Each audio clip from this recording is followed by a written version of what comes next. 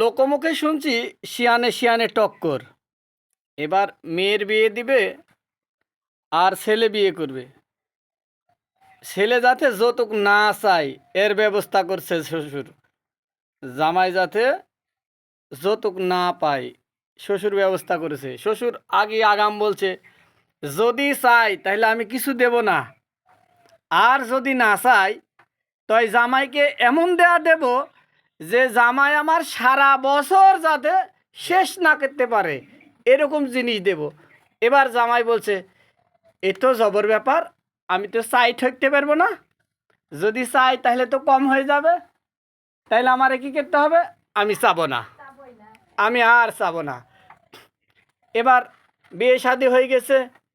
এবার সুন্দর করে তেনার পোটলার মধ্যে বাইন্ধি দিয়েছে, তাহলে এমন কিছু দিয়েছে যাতে আমার সারা বছর এতেই চলবে। যে দেখা যাচ্ছে কি যে আসলে সোনা দানা রত্ন কিছুই, টাকা পয়সা কিছুই না, ওখানে দিয়েছে খিলিন, বাড়ুনের খিলিন বাইন্ধি দিয়েছে। সারা বছর খাওয়ার পরে দাঁত খিলিন করতে যতগুলো লাগবে গইনে গইনে দিয়েছে, যাতে একটাও শর্ট না পড়ে। জামাই তো সেই আহাম্মক, 7 আহাম্মকের এক আহাম্মক। বলেন গল্পটি আপনাদেরকে কেমন লাগলো?